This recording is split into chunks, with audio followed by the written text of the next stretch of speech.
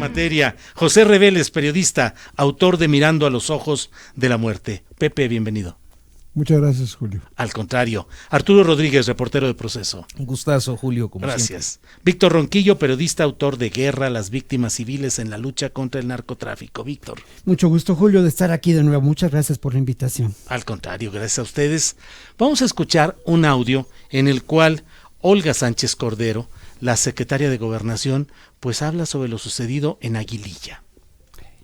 Pues yo creo que esto ya fue una circunstancia que se dio como se dan todos los eventos en el país, todos los días, a todas horas, en todos los lugares del país. Este es el tema. Ustedes se dieron cuenta de la presentación que hicimos, de los datos y de las estrategias del plan de seguridad. Yo hasta donde tengo conocimiento y recuerdo, ya tengo muchos años. Bueno, pues eso es lo que ha dicho Olga Sánchez Cordero, secretaria de Gobernación, y el presidente de la República, Andrés Manuel López Obrador, en su conferencia mañanera, esto dijo sobre ese mismo ataque sucedido en Michoacán. Es muy lamentable lo que sucedió, no lo deseamos, estamos ayudando a las autoridades locales, en este caso al gobierno del Estado, y vamos a seguir con nuestra estrategia, lo que se planteó el día de ayer, y yo estoy optimista, creo que vamos a lograr la paz en el país, que vamos a lograr evitar estos hechos violentos. Bien, pues esas son las palabras de tanto de la secretaria de Gobernación como el presidente López Obrador, y pues les propongo que con eso empecemos. Digan lo que a su interés y deseo convenga, por favor. Los micrófonos están a su disposición. ¿Qué está pasando? Bueno, yo creo que tenemos que atrevernos a mirar estos hechos desde una perspectiva diferente, ¿no?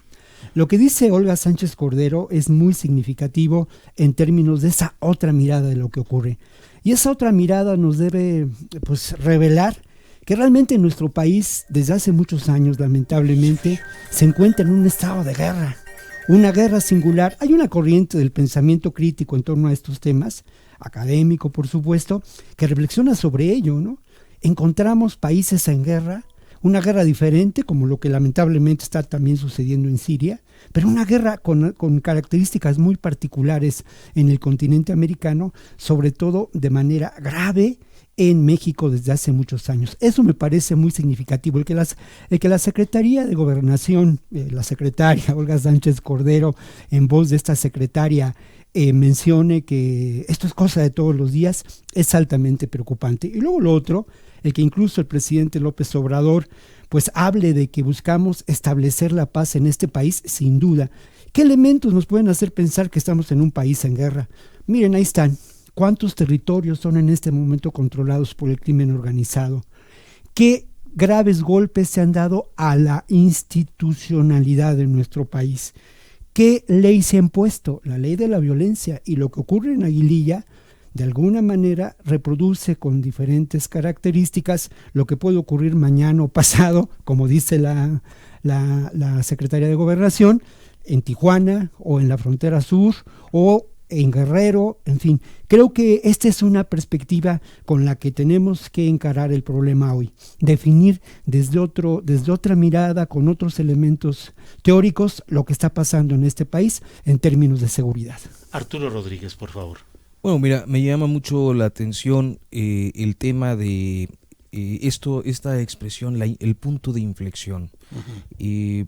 Particularmente porque creo que el presidente López Obrador ha sido muy claro en que la trascendencia de su proyecto de gobierno se está apostando pues a la operatividad de la Guardia Nacional y sus resultados.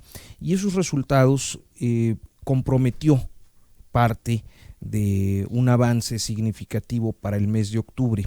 A eso atiende la conferencia de prensa que se llevó a cabo el día de ayer en Palacio Nacional, con toda esta presencia del Gabinete de Seguridad, en la que en realidad me parece que se incurre en algo que la clase política suele hacer, y es valerse de ciertos artilugios retóricos para expresar el estancamiento. A final de cuentas, el punto de inflexión al que se refirió no fue una reducción de los indicadores delictivos de este país, sino una reducción mínima, por cierto, en la tendencia de crecimiento, que es muy distinto, ¿no?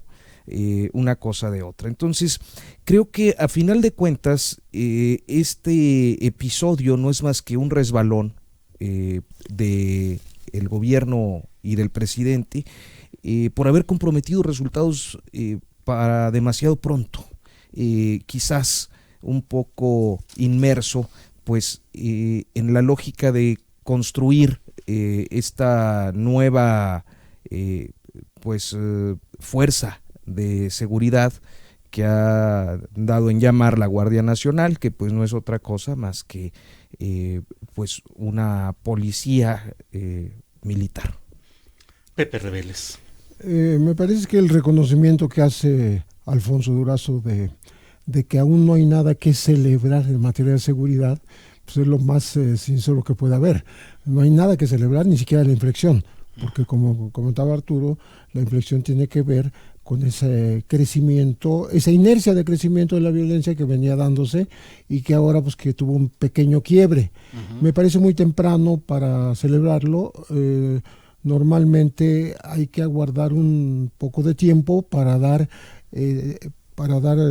paso a esa que se apacigüen las cifras, que se valoren de otra manera para poderlas mostrar como algo realmente positivo y como un avance.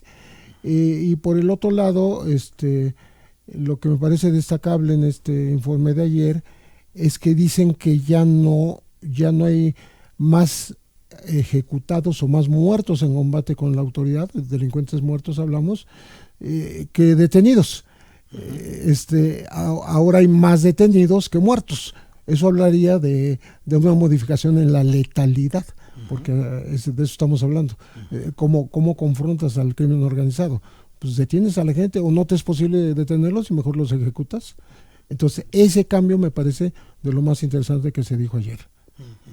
Y en esa visión que propones, Víctor Ronquillo, diferente en el tema de visualizar el tema como una guerra, pues la visión gubernamental no va por ahí. Me parece que va por ahí de manera subterránea, ¿no? Al final de cuentas, la estrategia que se ha seguido en términos de la violencia, de la inseguridad, ha tenido y se ha establecido desde hace muchos años en lo que a mí me gusta llamar de manera metafórica los sótanos del Pentágono, ¿no? Y hay que recordar que esta estrategia pues la avala desde la campaña de Richard Nixon en los años 60 con la guerra contra las drogas, ¿no? Y me parece que esa estrategia se ha mantenido con diferentes matices, algunos muy violentos y graves, como ocurrió en el sexenio de Felipe Calderón sin duda, pero que en México cobra mucha fuerza precisamente cuando se implementa el modelo de desarrollo del neoliberalismo, que entre otros elementos tiene como un sustento muy importante lo que podemos considerar el negocio de la guerra, ¿no? El negocio de la construcción de enemigos imaginarios para sustentar toda una economía de guerra. No es casual que este modelo económico pues venga del norte, y tampoco es casual que desde entonces, desde hace muchos años, desde los años 40, la guerra, la economía de guerra, sea una bujía económica importante para Estados Unidos y para algunos países que también se vieron involucrados en este conflicto de la llamada Segunda Guerra Mundial, que está bien llamado, pues, pero que de alguna manera establece nuevas reglas económicas, nuevas reglas del juego en la geopolítica. Hay otro elemento que yo quisiera destacar, volviendo un poco, Julio, a esto que informó Durazo el día de ayer, ¿no?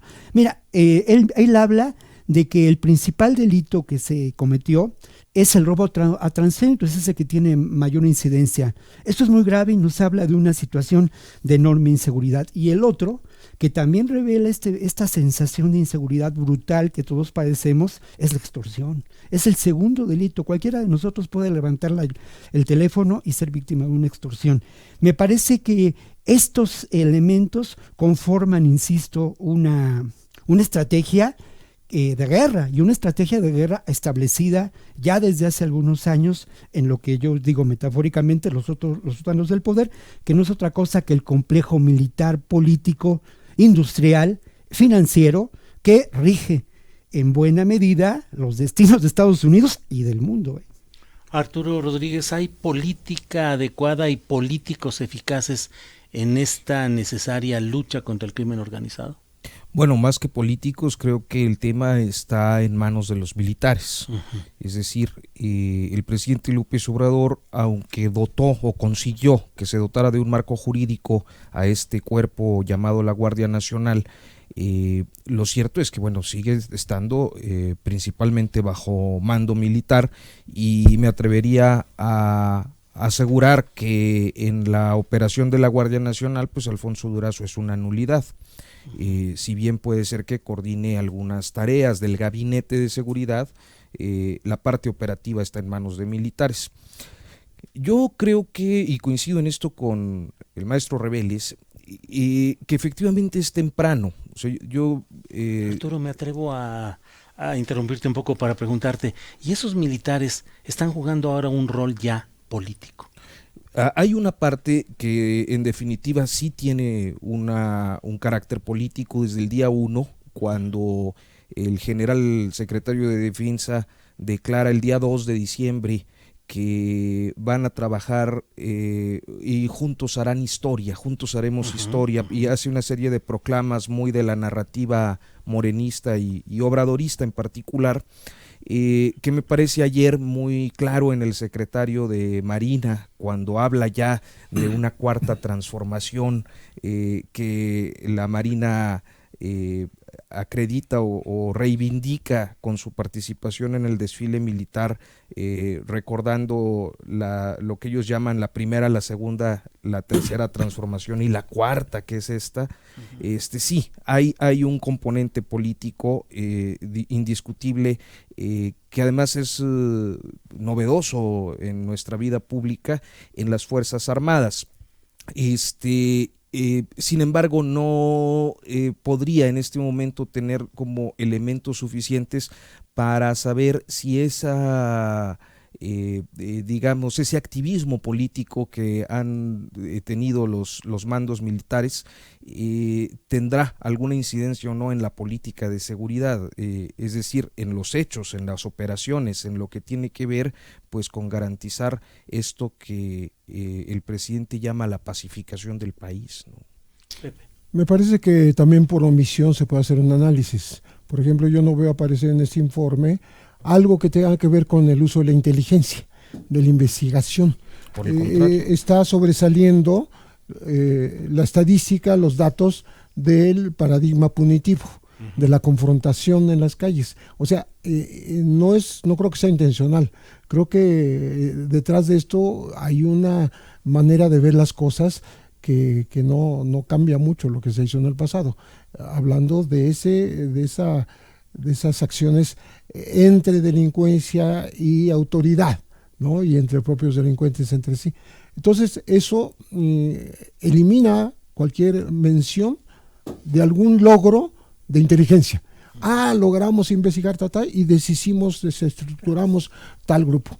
Y también el tema de las unidades de lavado de dinero y de inteligencia financiera se están aplicando a exfuncionarios, a corrupción político-económica, a algunos empresarios, a algunos políticos, pero no he visto que se aplique a ningún capo de la delincuencia organizada, que esa es la otra parte, que es, para mí, siempre lo he dicho, lo que falta es someterlos a ese mismo escrutinio financiero para restarles poderío.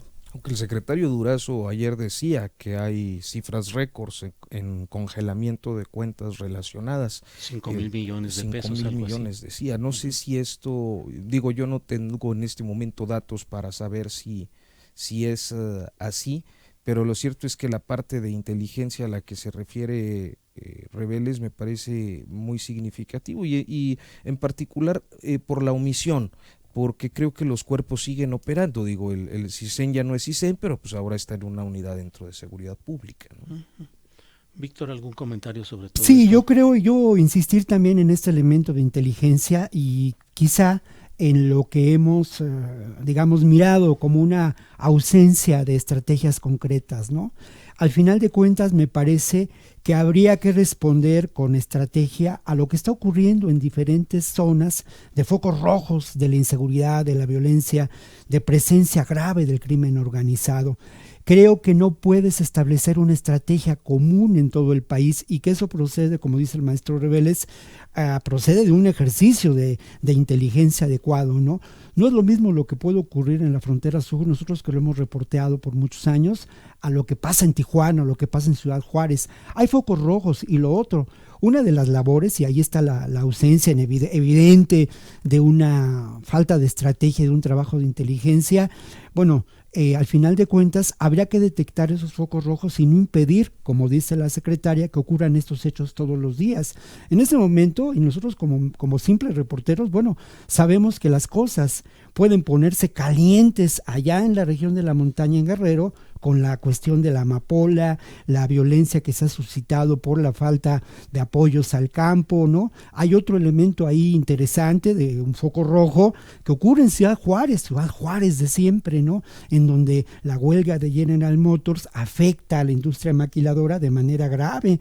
Y obviamente cada uno de los estados, lo que pasa en Veracruz, lo que pasa en Tamaulipas, tiene estos elementos y nosotros lo miramos como reporteros y bueno, con un nivel pues elemental de información. ¿Qué ocurre, no? O sea, llamamos a los colegas que están en estos lugares, en fin, nos apoyamos en la información de las organizaciones no gubernamentales, pero sí creo que la gravedad del problema exige una mirada diferente y reconocer los problemas. Y hay algo que es muy importante.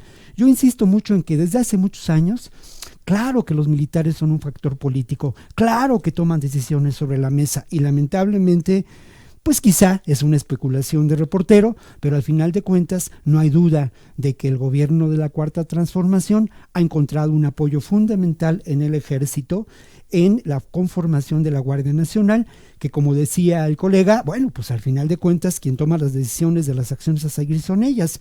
¿En dónde están las acciones para desbaratar los apoyos y la infraestructura con que cuenta el crimen organizado?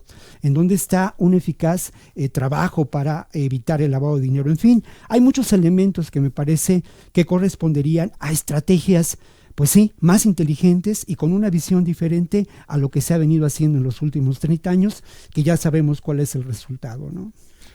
Creo que fue mala suerte que se diera ese informe horas antes de que ocurriera esta terrible emboscada, que es una de las más escandalosas de que se tenga memoria, no porque no haya ocurrido en el pasado, no por contradecir a doña Olga, en el sentido de que esto lo hemos visto muchas veces.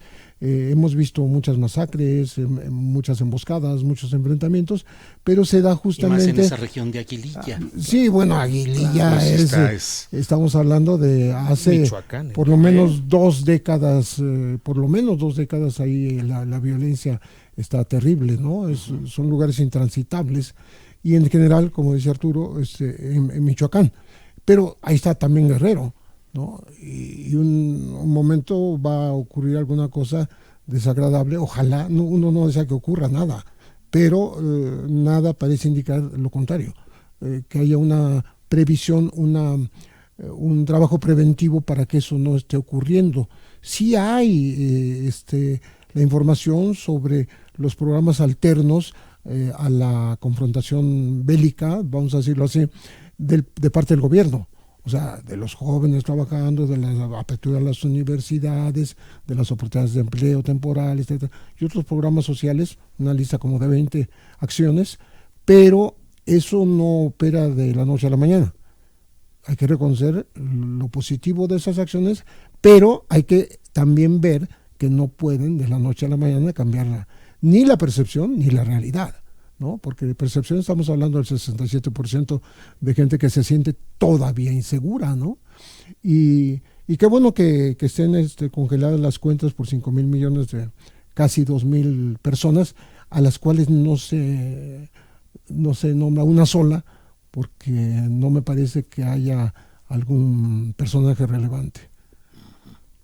Tiempo perdido, Arturo Rodríguez. Finalmente los datos, las estadísticas muestran pues un estancamiento en el mejor de los casos.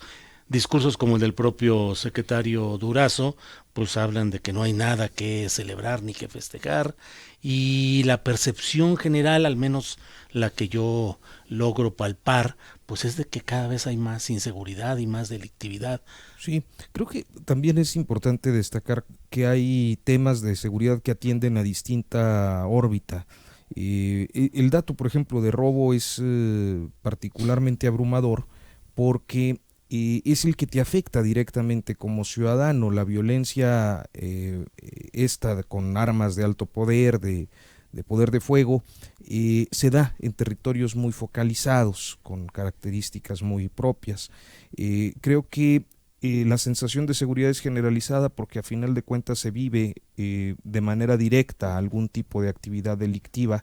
En el caso de la Ciudad de México, por ejemplo, pues es este robo que además efectivamente ha crecido y prácticamente pues nadie ha escapado de esta conducta delictiva. Por otra parte, creo que hay un factor interesante que también ha complicado el despliegue de la Guardia Nacional como originalmente se planteó, y fue la admisión de las condiciones del gobierno estadounidense para el despliegue en la frontera sur, para contener migrantes básicamente.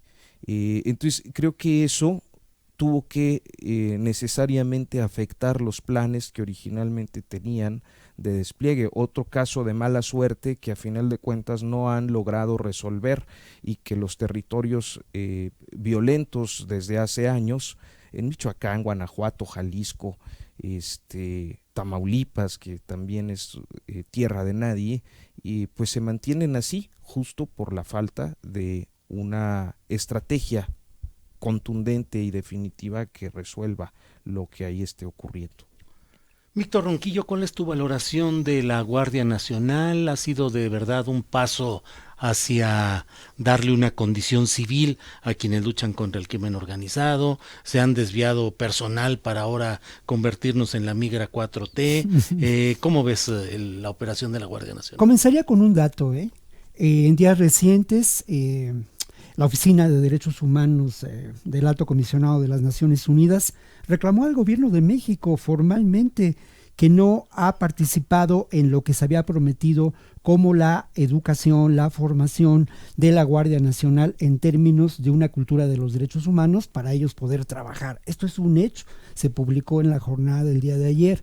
Bueno, eso nos puede hacer ver qué características tiene la Guardia Nacional. Al final de cuentas, como lo decía Arturo, ¿no? Se integraron la policía militar, la policía naval, a un ejercicio en el que también se integró a la Policía Federal, ¿no? ¿Cómo se llamaba ahora? Bueno, la policía, pero al final de cuentas me parece que deja mucho que desear. Sí, creo que es determinante desde mi punto de vista, lamentable papel que la Guardia Nacional ha realizado en términos de la contención de migrantes, siguiendo, y esto hay que decirlo muchas veces, ¿no? Siguiendo la política establecida en los sótanos del poder del Pentágono. Al final de cuentas, migración y seguridad para las decisiones políticas de Estados Unidos conforman parte del mismo razonamiento, ¿no? Y lamentablemente el gobierno mexicano ha jugado un papel lamentable en este momento, no el gobierno, el Estado mexicano. Creo que por otra parte, y también hay que reconocerlo, aunque tiene que ver con otro asunto, también ha habido un trabajo político interesante de tratar de establecer un programa de rescate al estilo del Plan Marshall en el sur, pero yo sí creo que lamentablemente la Guardia Nacional, el efecto que ha tenido es en cuanto a la contención de migrantes. Más allá, pues lo que ha ocurrido es esta exacerbación de la violencia. No solamente se trata del número de muertos por homicidio, sino, perdonen ustedes que lo diga, incluso en las características de algunas de estas víctimas, ¿no? O sea, ha aumentado el número de periodistas asesinados, ha aumentado el número de defensores de derechos humanos.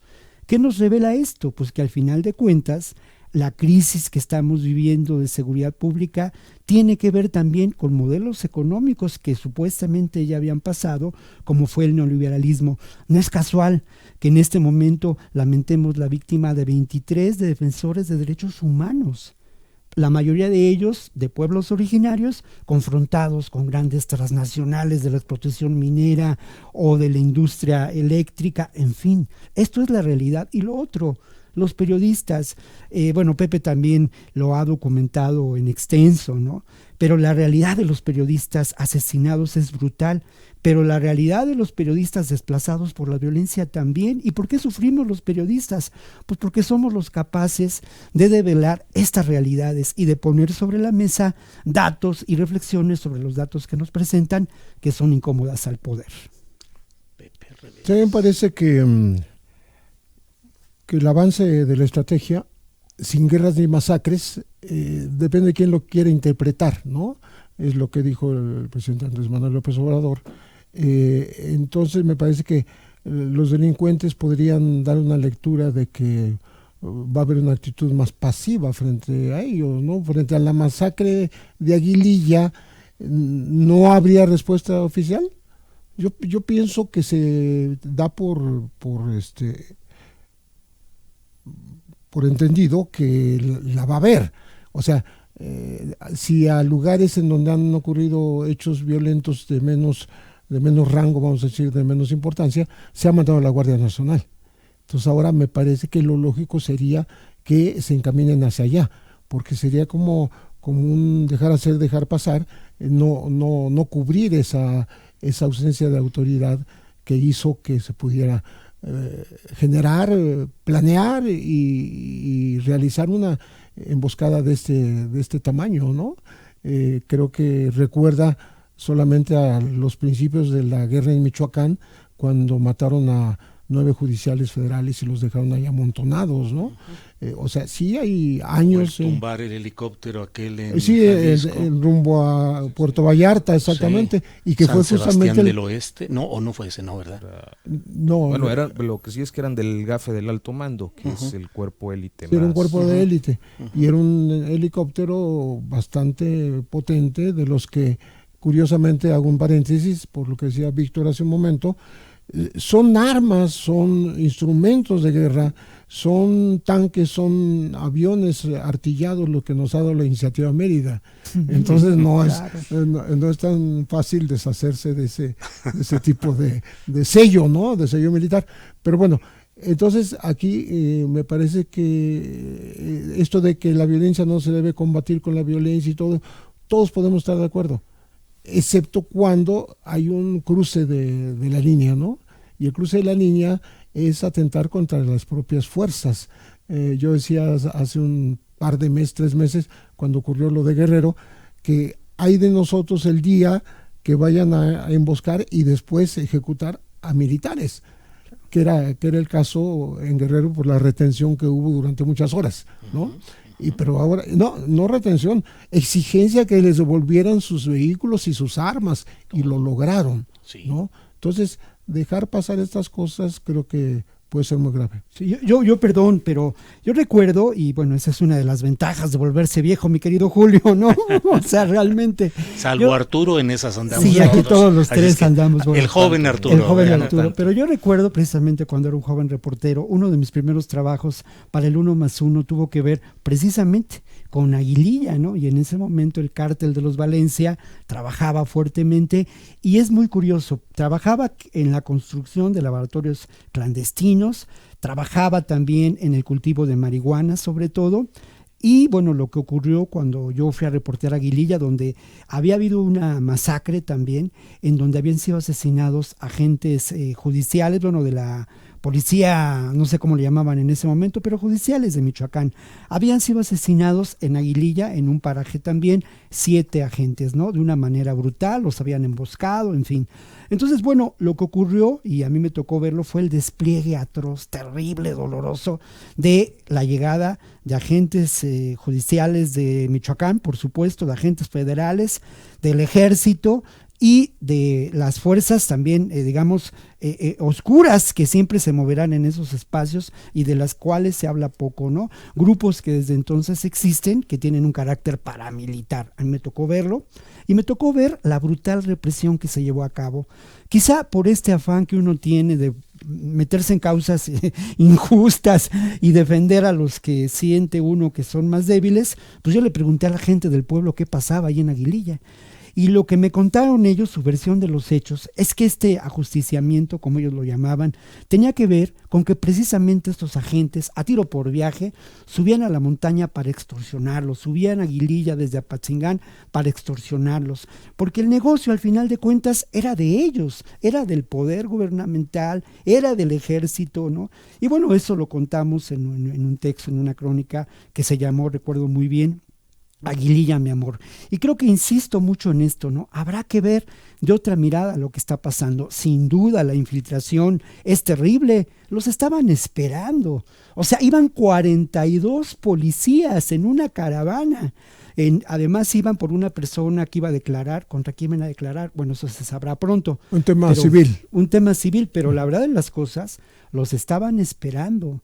Obviamente fue una emboscada brutal, atroz, y sin duda tiene que ver, yo no sé si sea, obviamente creo que fue mala suerte, creo que fue casual, en fin, pero sí creo que en muchos de estos actos, sin duda, también hay que tener otro elemento en cuenta, ¿no? El terrorismo. O sea, sí hay elementos de terror para impactar a la opinión pública con eventos como este, ¿no?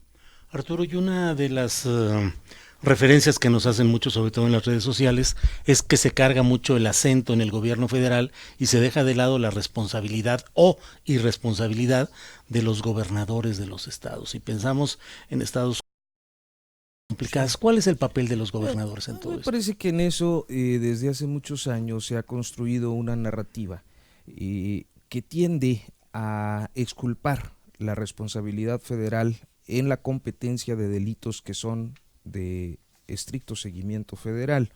Yo me acuerdo por allá y nunca se las quisieron dar, ¿no?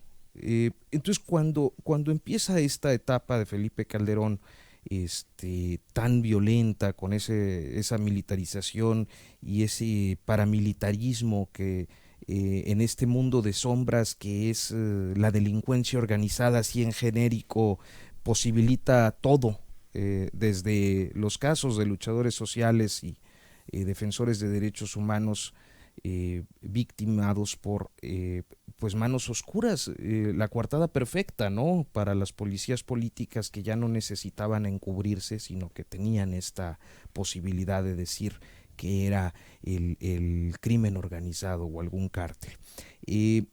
Y entonces Calderón, me acuerdo muy bien que empezó a decir, los gobernadores no nos apoyan y dónde está el compromiso de los alcaldes. Yo me acuerdo haber hecho por allá en 2007, 2008 el caso de un municipio en Nuevo León que tenía 4 patrullas, pero como estaba en crisis porque no tenía recursos, 2 no estaban funcionando y de los 8 policías, 4 estaban a medio tiempo, esto que, ¿cómo se llama? El paro técnico que le llaman en las empresas, el ayuntamiento estaba en paro técnico, y tú decías, ese es uno de los municipios más violentos, ¿cómo se atreven a pedirle cuentas al presidente municipal? Pues si antes tiene algo, ¿no?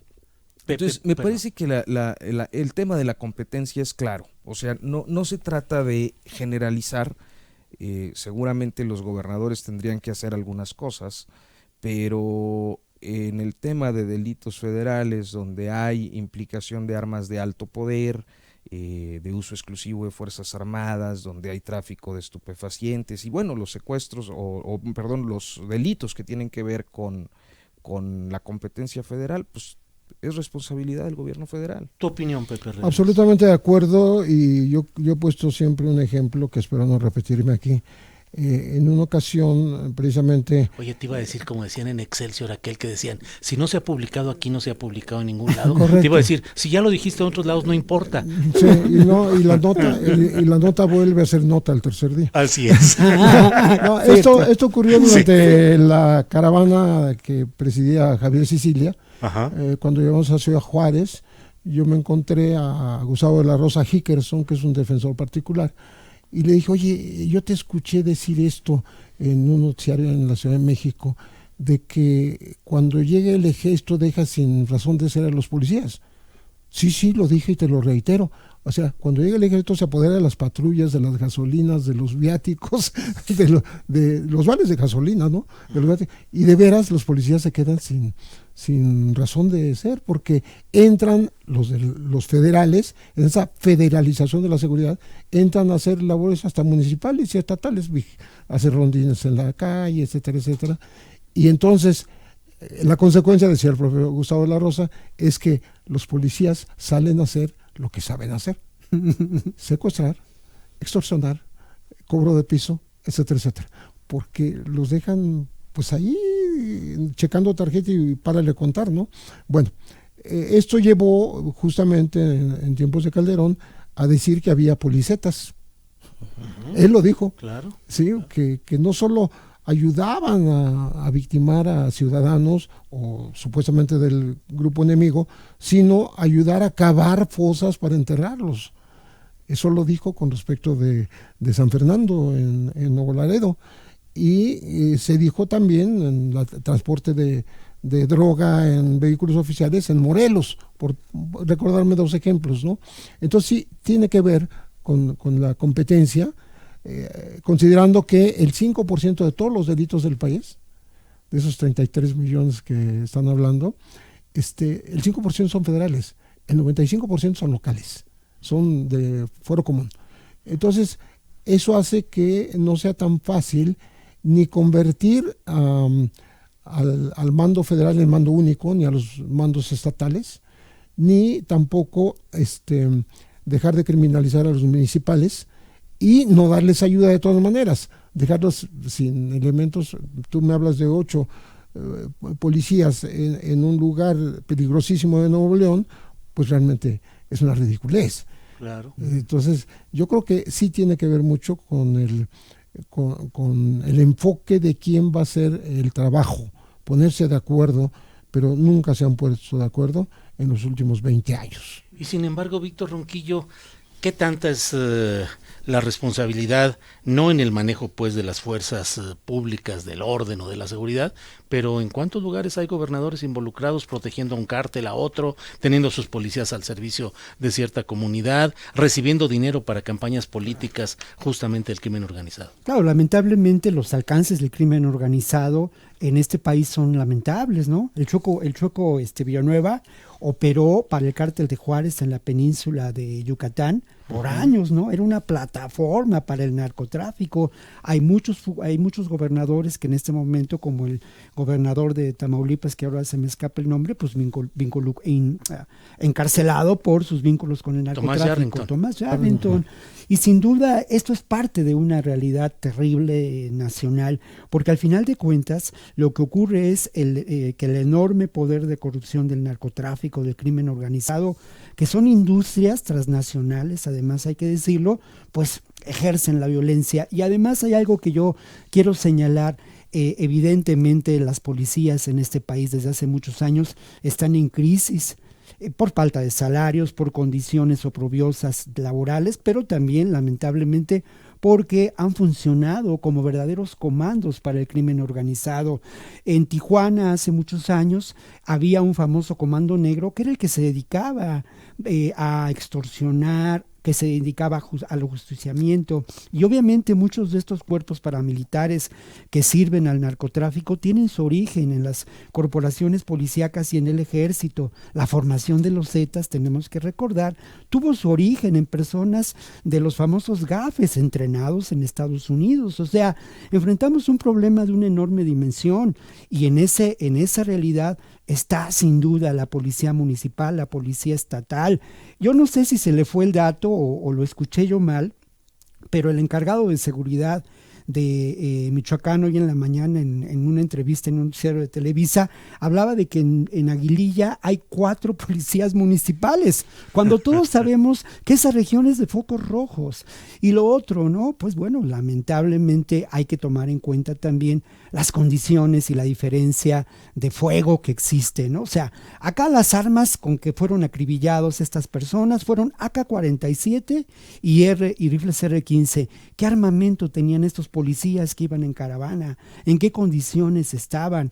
Es cierto, hay mucha corrupción por parte de las policías en este país, pero hay también una condición laboral precaria, un abandono a estas corporaciones. Y yo creo que, es decir, para los gobernadores desde hace mucho tiempo ha sido fácil decir, meter la cabeza en el hoyo del avestruz y decir, ese es un asunto federal. No es un asunto federal. Hablamos de un tema en muchos ámbitos de seguridad nacional. Sí creo que hay que hacer la diferencia, seguridad pública, seguridad nacional y seguridad de Estado. A mí me parece que lo que enfrentamos en este momento, en esta realidad de la presencia del crimen organizado, es una realidad que debe aludirse como un problema de seguridad de Estado, ¿no?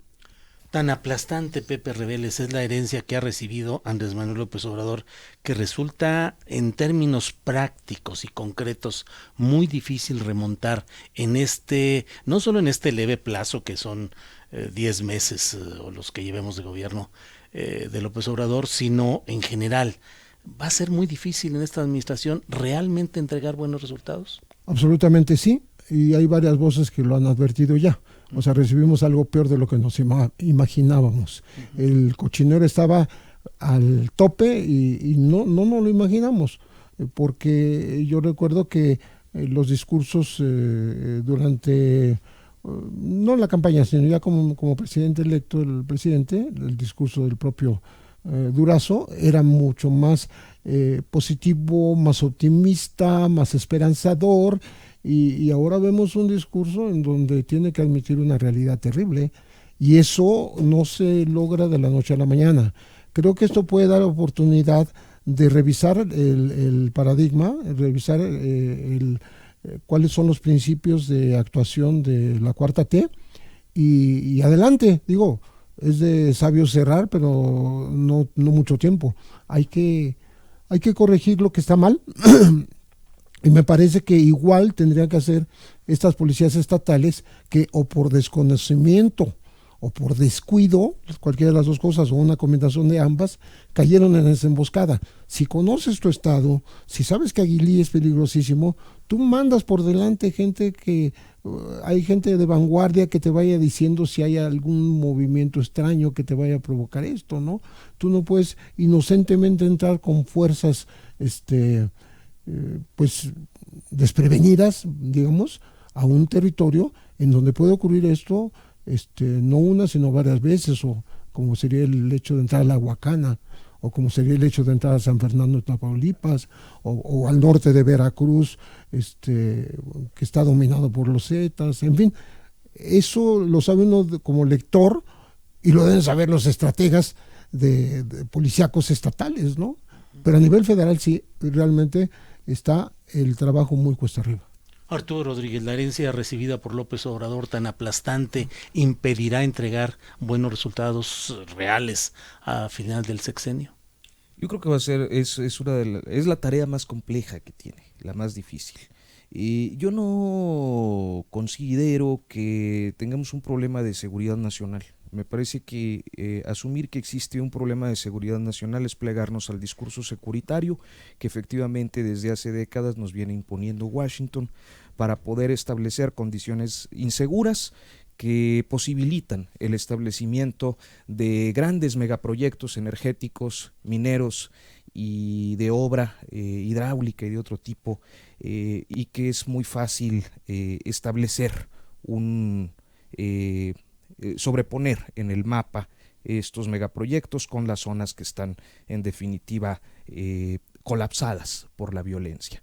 Creo que el Estado ha sido eficiente en generar esas condiciones de deterioro para poder realizar sus proyectos. Y me parece que en buena medida la diferencia discursiva que se ha marcado en este sexenio resulta al menos esperanzadora para una gran cantidad de personas en este país. Creo que a final de cuentas lo que estamos viendo es que en cada zona existen particularidades, existen condiciones muy específicas que el Estado tendría que resolver. Es decir, en temas como la seguridad hay que ser casuísticos, hay que observar de manera muy precisa en cada región, en cada municipio, qué es lo que está ocurriendo. Yo no, hasta este momento, podría considerar que existe un diagnóstico definitivo y fiable, que además sea público por parte del gobierno de López Obrador. Tampoco que en atención a las tendencias que se venían marcando de colapso en la seguridad de diferentes regiones se hayan implementado acciones concretas, y lo hemos visto de manera muy clara en las diferentes masacres que no han tenido la resonancia de años anteriores, pero que han sido verdaderamente abrumadoras. En Semana Santa, por ejemplo, Cuautla, luego vimos Coatzacoalcos, luego vimos Ciudad Juárez, y luego estaban estas matazones Tijuana, inclusive con bebés en lugares públicos, que no generaron la atención informativa de otros momentos, porque hay una política pública y una narrativa gubernamental que está excluyendo esos temas de la agenda pública. Creo que es uno de los temas en los que vamos a tener que tener una observación con lupa, más allá de la mañanera y más allá de los dichos, pues ver en los hechos lo que este gobierno esté haciendo. Yo quisiera hacer una aclaración. No, de ninguna manera uno pretende que estos temas desemboquen en una ocupación militar por parte del gobierno de Estados Unidos o del Estado de Estados Unidos. No. Al contrario, hablemos de una seguridad sin guerra, hablemos de una seguridad humana fundamental, pero reconozcamos la dimensión del problema. No voy a dar datos porque ya los conocemos de memoria, pero hablemos de los desplazados por la violencia, hablemos de los desaparecidos, hablemos de los homicidios, efecto de esta terrible violencia. Son datos atroces, mayores de países que se encuentran en una guerra declarada. Y hablemos de algo que es muy grave y determinante, de territorios ocupados por el crimen organizado, donde lo que se impone es la ley de la violencia. Ahí están los datos. Sí, me parece que tenemos que hablar de una seguridad que ponga en el centro al ser humano, por supuesto, y que también participe en una acción, digamos, distinta y colectiva para establecer estrategias acorde a una realidad social tan grave y tan apremiante.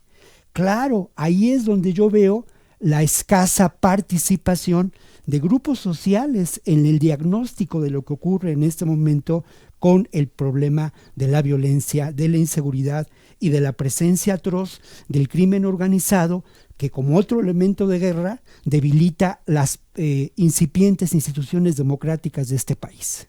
Nos quedan ya muy pocos minutos y me gustaría pues cerrar esta plática preguntándoles si creen que hay ingredientes de provocación o exacerbación política en el desbordamiento de la delictividad correspondiente al crimen organizado, o si, aunque no los vean en este momento, creen que pueda ser incentivado ese fenómeno para fines de confrontación política con el obradorismo. Pepe.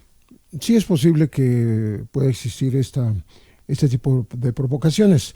No están a la vista o identificables, podríamos decir, todavía, pero sin duda hay zonas, como decía hace rato Víctor, en donde lo que se hace es la voluntad de la delincuencia y son zonas, por un lado, de silencio de la propia prensa, que no pueden informar de eso a reserva de ser atacadas, ¿no? Hablamos del norte del país, de Tamaulipas, Coahuila, Chihuahua, norte, Nuevo León, Baja California un poco.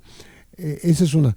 Y luego el consecuente desplazamiento de población, que pareciera ser un enfoque de la delincuencia que no se está tomando con toda la seriedad que conlleva, porque me parece que incluso a nivel de cifras estamos dando una cuarta parte de lo que está ocurriendo en el país.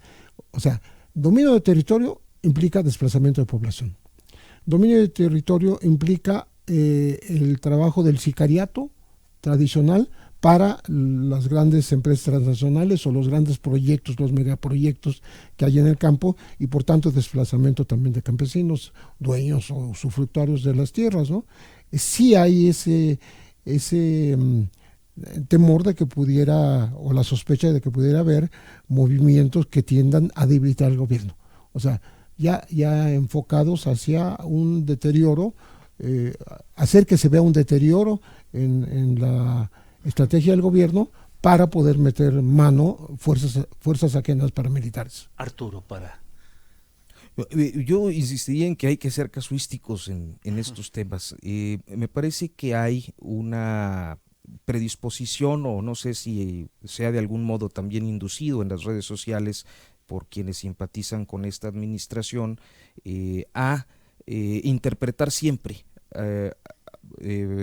condiciones políticas relacionadas con hechos de seguridad. Yo creo que los temas de seguridad en este país tienen más que ver con los negocios legales y los negocios ilegales, y que en esa medida me parece que sería más fácil, y volviendo también un poco al tema de los tinglados financieros, poder identificar ahí explicaciones que a un grupo de palurdos y letrados armados con AK-47 disparando para poder hacer enojar al presidente López Obrador. Sería un poco absurdo desde mi perspectiva. Para cerrar, Víctor, sí, que nos queda un yo minutito. creo que es mucho más complejo de lo que pensamos, ¿no? Y sin duda yo volvería a los clásicos, a la gran pregunta que le hacía Sherlock Holmes a Watson. ¿Quién se beneficia con todo esto? Y habría que seguir el dinero, follow the money. Ahora, el beneficio no es solamente económico, sin duda es político. No hay duda de que esta realidad pone en entredicho buena parte de la política o de la ausencia de política del gobierno de la Cuarta Transformación. Sin duda, a lo largo de muchos años, el crimen organizado ha sido un factor político que me parece no ha sido considerado del todo, y tenemos que pensar en sus provocaciones y en algo de lo que no se habla mucho, pero que es evidente, ¿no? Este asunto de lo que podemos pensar, eventos, sí, prácticamente de terrorismo para implantar el miedo en la población y poderlo controlar. Sé que es una especulación del reportero, pero sin duda que estos eventos de alguna manera vulneran a las instituciones, desde luego, y obviamente son parte de una estrategia de las fuerzas más oscuras para evitar que progresemos como sociedad. Esa es una realidad, pues. Pues con estas palabras y con esta oportunidad de platicar con ustedes, gracias a nombre del auditorio de Radio Centro, gracias personales, Arturo Rodríguez. Julio, es un gusto siempre visitar. Pepe Reveles. Muchísimas gracias. Víctor Ronquillo. Muchas gracias, Julio. Gracias a todos ustedes y nos vemos mañana aquí en Radio Centro.